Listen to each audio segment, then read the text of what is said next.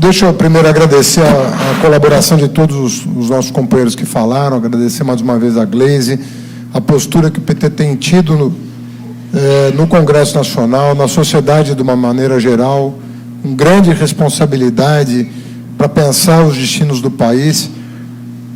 Para todos nós vamos concorrer para que essa crise seja a mais breve possível, né? Para que ela imponha o menor sofrimento possível, para que poupe o maior número de vidas possível. Mas o Estado brasileiro, ele pode, cada um dos integrantes do Estado brasileiro torce para o melhor, mas o Estado brasileiro é obrigado a se preparar para todos os cenários que deveriam estar sendo desenhados por um comitê de crise que ainda sequer foi instalado no Brasil.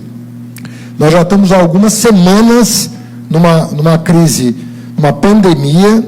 A OMS já declarou a pandemia há muitos dias e o governo brasileiro ainda não instalou sequer um comitê de crise, uma sala de situação, com especialistas de várias áreas, traçando os cenários possíveis, para que as medidas não sejam tomadas de afogadilho, para que a gente tenha algum tempo de reflexão sobre medidas mais drásticas a tomar, a depender do desdobramento dos eventos.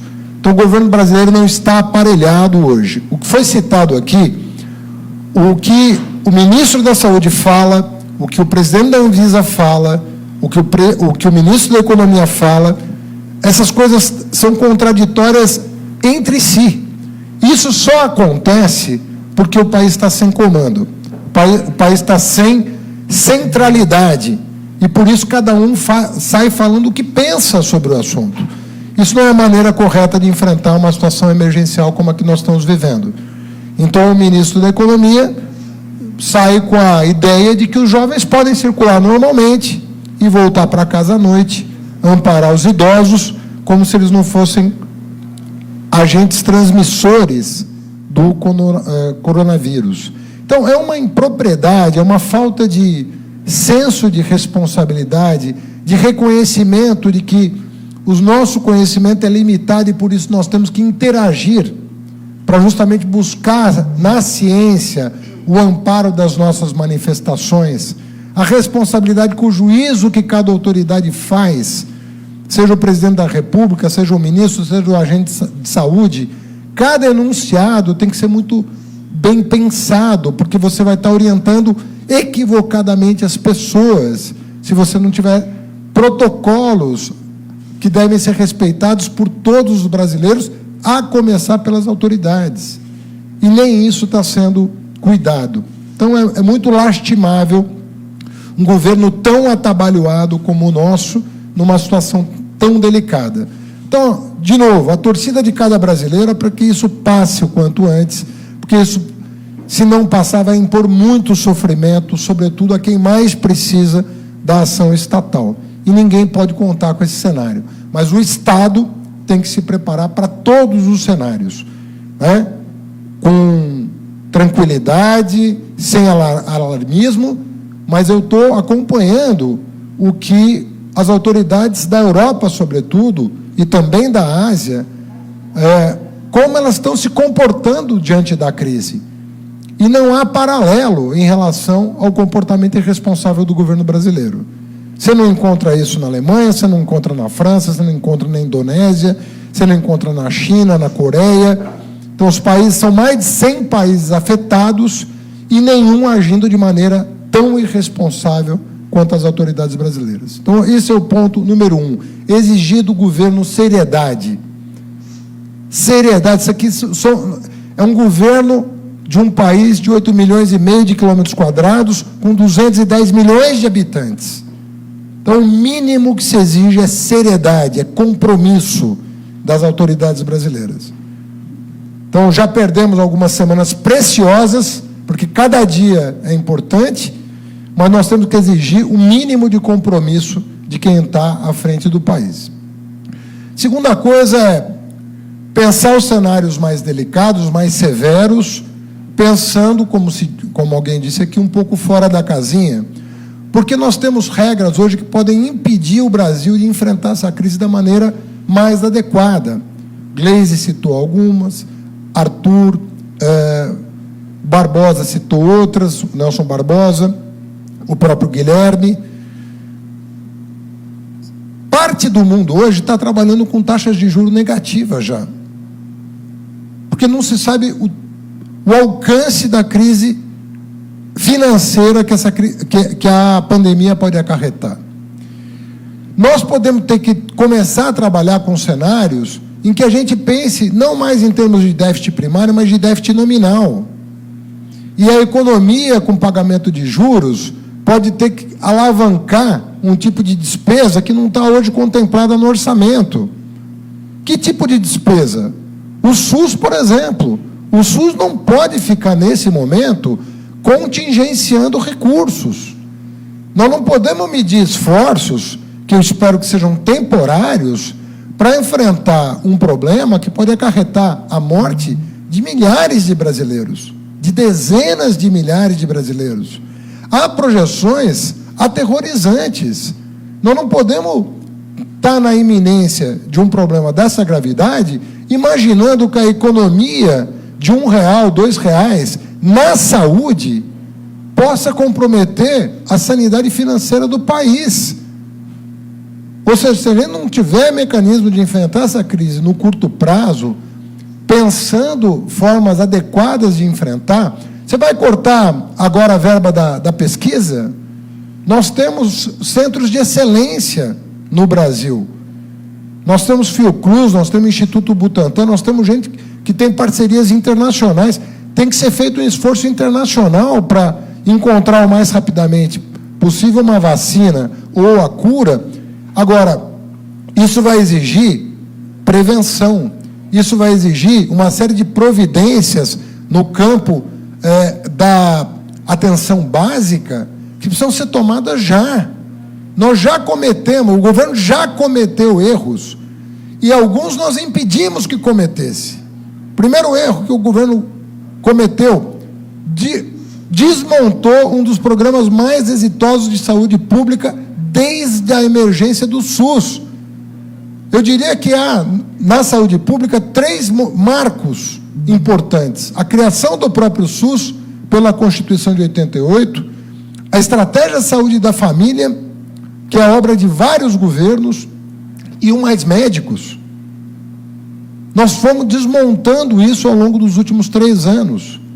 São 3 conquistas no campo da saúde. Isso está sendo desmontado pelo governo Bolsonaro, que chegou à situação humilhante de ter que reconhecer o erro e recontratar médicos dispensados outro dia, num país que precisa mais médicos.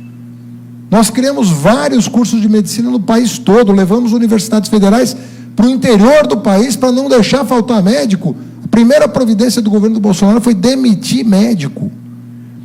Pouca gente diz, mas por dentro da reforma previdenciária, o governo ia fazer um desmonte do que a gente chama de SUAS, Sistema Único de Assistência Social.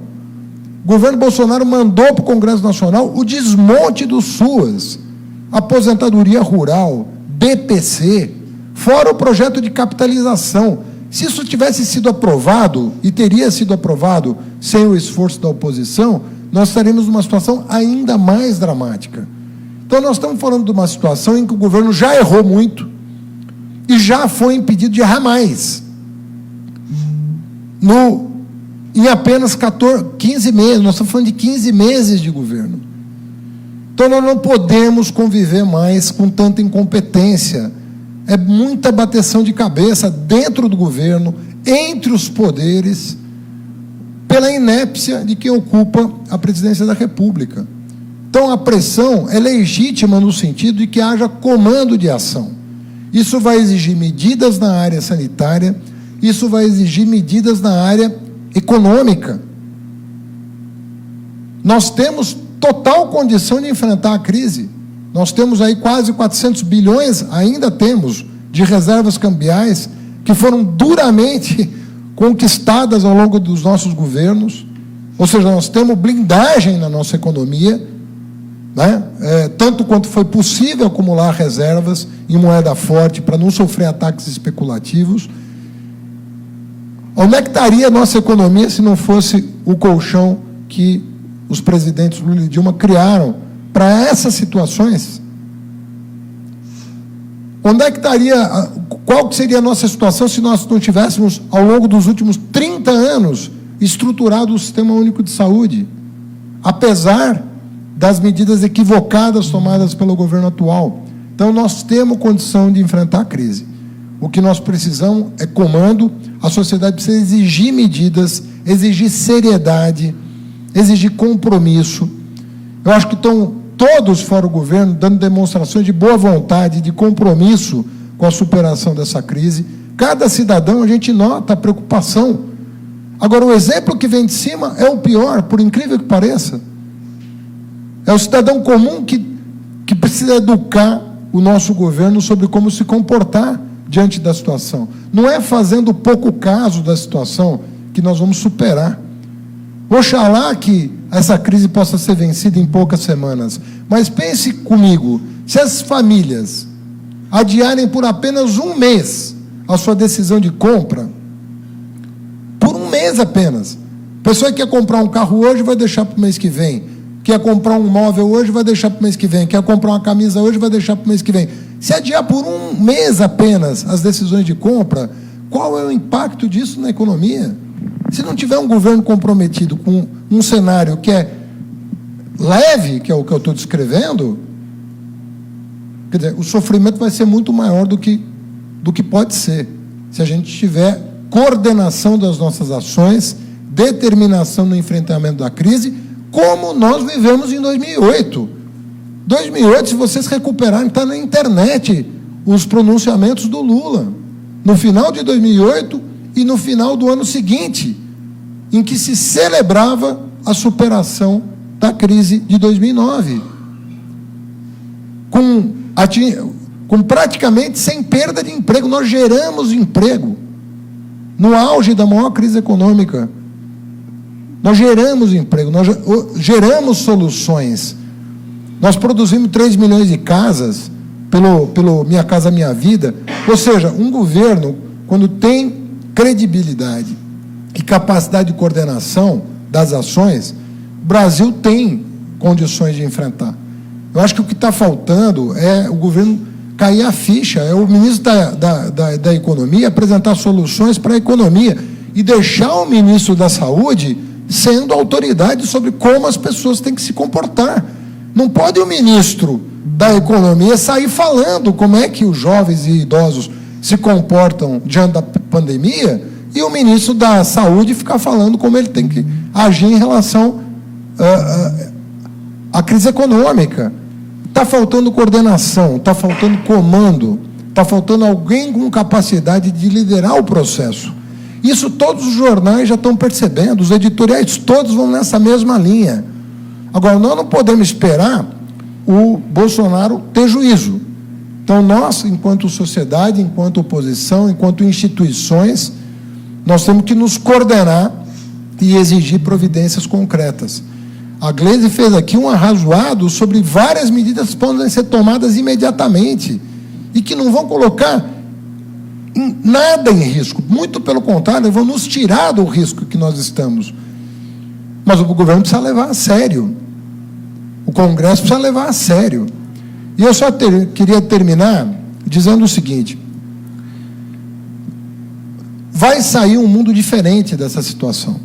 Nós não vamos conseguir resolver a crise de 2020 da maneira como o mundo, entre aspas, resolveu a de 2008. A crise de 2008 não foi resolvida propriamente, ela foi adiada. Nós compramos tempo, inundando o mundo, os mercados, com títulos da dívida pública, praticamente todos os países. Nós aumentamos a liquidez do sistema de maneira absurda, colocando todo o ônus em cima do Estado, que se endividou mais do que nunca.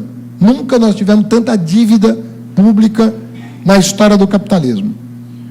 O que os muito ricos fazem? Cobram a conta dos mais pobres, como disse o Guilherme. Ah, essa dívida é impagável. Quem vai pagar? O pobre. Corta serviço público, corta salário. Essa tem sido a solução no mundo inteiro. Eles querem cortar salário e cortar serviços públicos, que é uma espécie de salário indireto, que o trabalhador recebe na forma de educação pública, na forma de saúde pública, na forma de segurança pública. Essa, entre aspas, solução não está dada mais. Ou nós fazemos um ajuste de contas, diminuindo a desigualdade, tributando os muito ricos, fazendo eles entrarem com parte, contribuindo com a superação da crise, amparando quem mais precisa, criando um colchão de proteção aos vulneráveis, seja aos desempregados, seja aos precarizados, ou nós não vamos sair dessa de maneira organizada. Chegou uma conta, a conta é alta, mas é a oportunidade de fazer o acerto dessas contas que não foi feito em 2008. Nós adiamos o problema e agora, como disse o Aloysio, esse problema veio acrescido de uma pandemia. É como se 1918 e 1929 tivessem acontecendo no mesmo ano. A gripe espanhola com o crash da Bolsa. É muita coisa. Isso pode ter um efeito devastador, precisa ser considerado. Esperamos que não, repito. Tá? Mas não é de torcida que o Estado vive. O Estado vive de ação, de planejamento, de coordenação. Isso é para isso que serve o Estado. O capitalismo gera crises que ele próprio não é capaz de resolver sem muito sofrimento. Quem mitiga o sofrimento dessa ordem é a ação coordenada da comunidade organizada na forma de Estado. É assim que nós aprendemos a lidar com as crises que o capitalismo gera.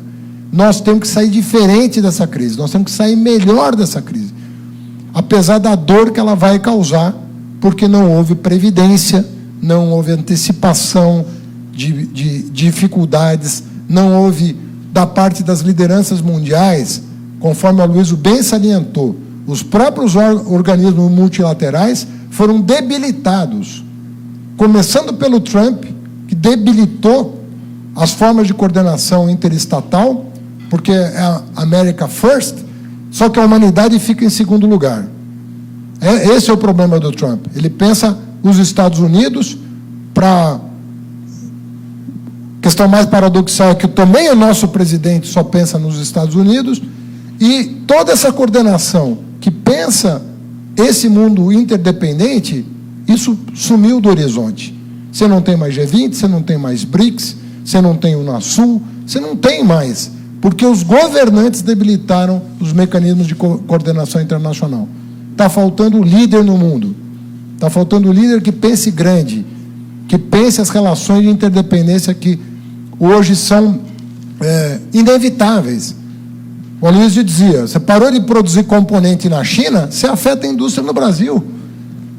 Então acabou esse mundo isolado, não tem mais, não existe mais essa perspectiva de você pensar dentro de um espaço delimitado. Então, é isso que nós temos que superar institucionalmente e de maneira organizada. Da maneira que está, não está bem. Eu acho que a gente tem que pressionar para que a sociedade obtenha as respostas e a coordenação das ações necessárias para superar a crise, mas nós temos que pensar que nós temos que produzir um mundo, né, que esteja mais imune aos problemas econômicos, aos problemas sociais que a atual ordem econômica gera para todos nós. Eu agradeço mais uma vez, Aloysio, essa etapa da Fundação de abertura do debate para a sociedade. Espero que esse tipo de debate aconteça cada vez mais e que a gente possa contribuir com propostas para um Brasil melhor.